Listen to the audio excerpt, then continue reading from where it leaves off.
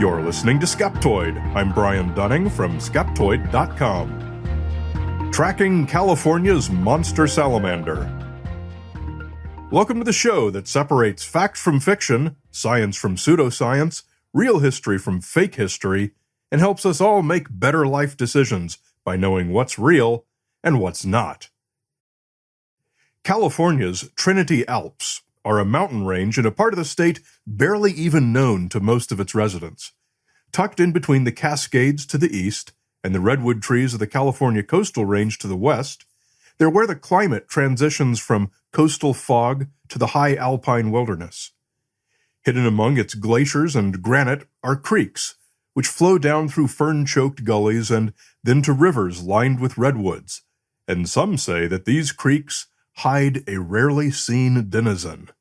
They call it the California giant salamander, a beast many times the size of any others found in the state, in fact, the size of an adult human. Could it be that such a huge animal, known mainly from a few old stories, could be hiding in the streams right now, waiting to snap at the next larva to float past? The more zoologically conversant among you are probably jumping up and down right now, tearing your hair and rending your garments, shouting, "But California already has a giant salamander." And you would be correct. It is called, cunningly enough, the California giant salamander, Decamptodon insatus. It reaches a maximum size of about 30 centimeters, or 1 foot, and it has a couple of very close relatives, one of which is the coastal giant salamander, Decamptodon tenebrosus, which gets a tiny bit bigger. It's one of only 2 salamanders in the world capable of vocalizing, and it sounds like this.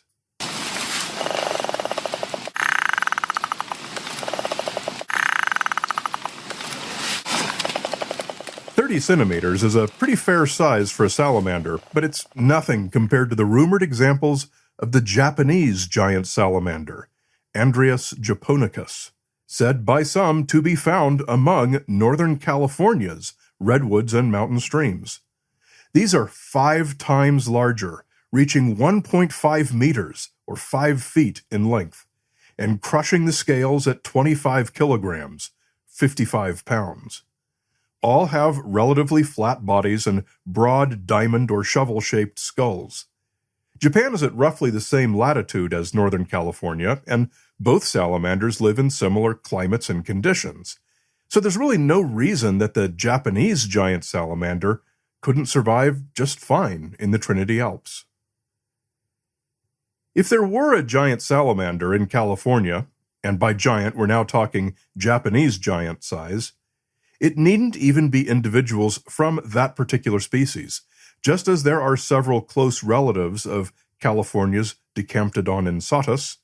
The Japanese giant has close relatives as well, both of which are even bigger, and they come from mainland China, Andreas davidianus and Andreas sligoi, this latter of which can reach 1.8 meters, or 6 feet.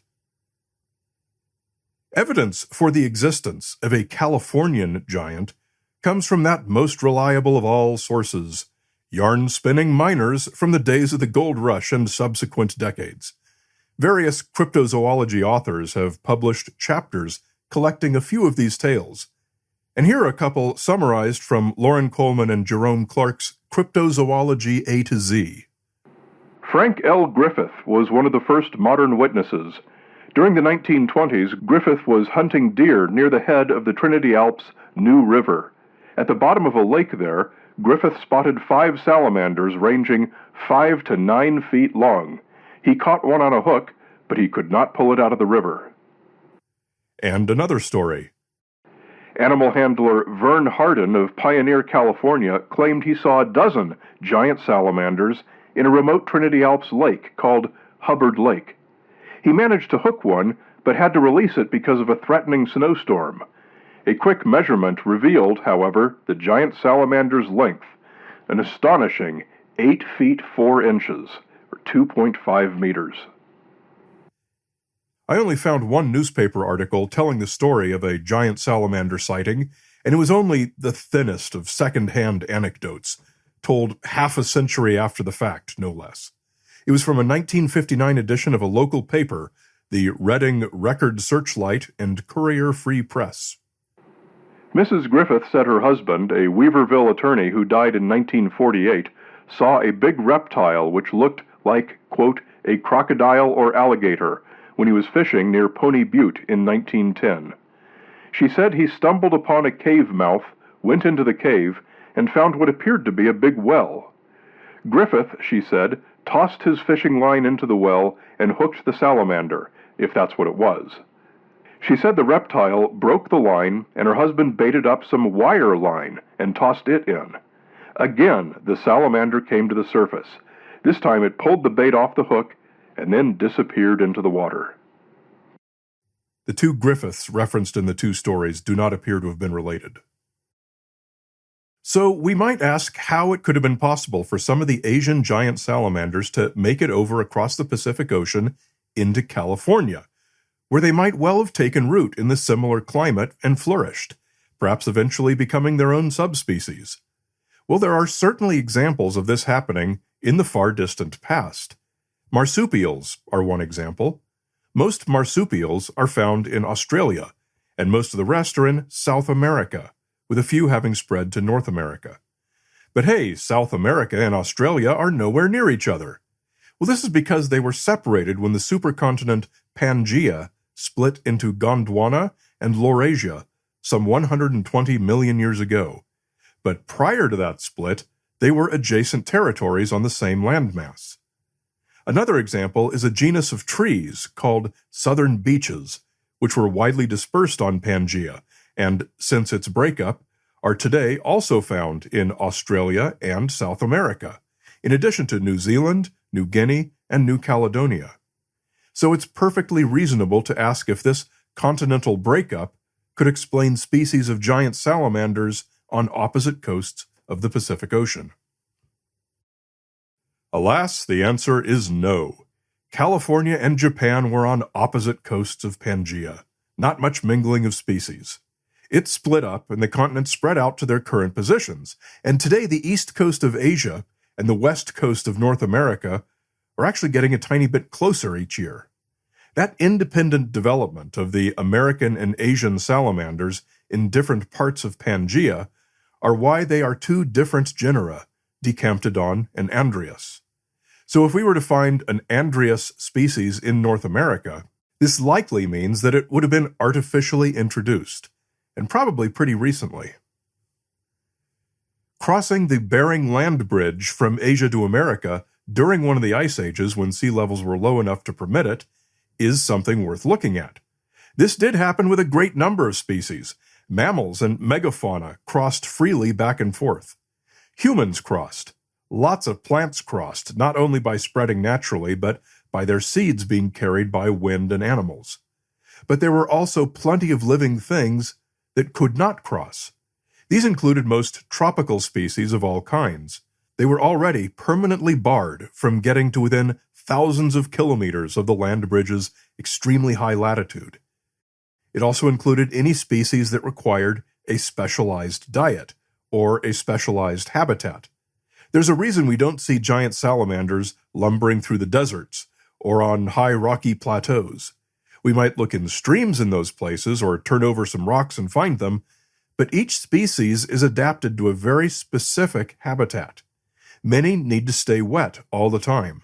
The biggest giant ones are entirely aquatic, never coming out of the streams at all. And lacking gills, they have to stay in fast-moving fresh water to get sufficient oxygen washing over their skin. And while the habitats of Decamptodon insatus and Andreas japonicus are indeed nearly the same, getting from one to the Bering Land Bridge to the other would have required crossing many habitation zones that neither species could have survived in. So if there ever were any Japanese giant salamanders in the Trinity Alps of California, the reason would have had to be that someone transported them there.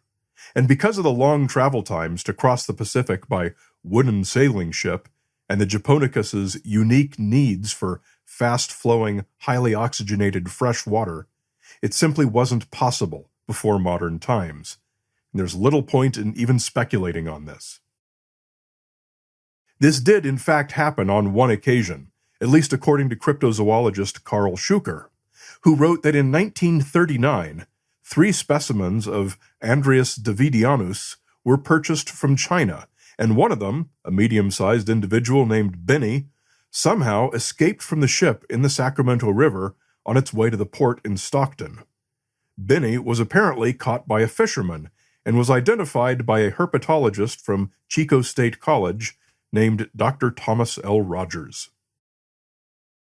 Finally, we have a few facts that, while they don't disprove the existence of Japonicus in California, they do make it even less likely. One of these is the lack of any fossil evidence and any well-documented remains. Another is that any time we have a species of salamander, we find that it's in context with similar species in surrounding areas. Decamptodon in California is surrounded by at least 3 other Decamptodon species in the western U.S., all in the same size range.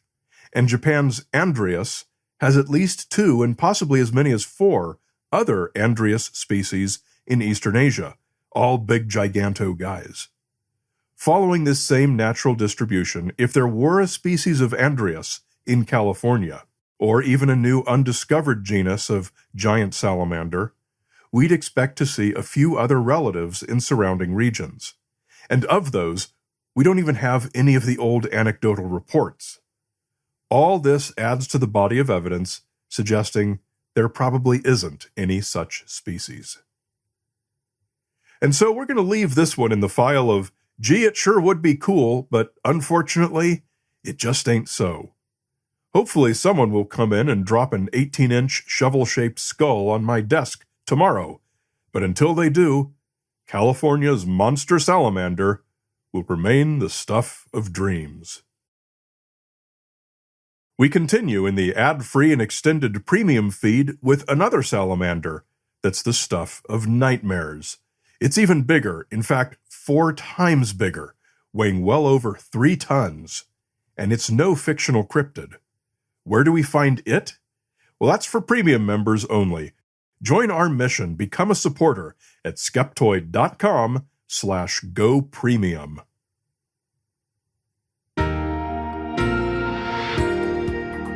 A great big thanks, as always, to our premium members who make the show possible, like Chris from the DC metro area, Philip from Hamburg, Germany, Lance and Leroy Ferguson, and Brandon Blahnik. Remember, we always do our best to publish any corrections, so if you find an error in any Skeptoid episode, come to skeptoid.com/corrections to report it, and if it checks out, I'll include it in an upcoming corrections episode. And come join in the discussion of this episode in our private Discord channel. Just visit skeptoid.com/discord. You're listening to Skeptoid, a listener-supported program. I'm Brian Dunning from Skeptoid.com.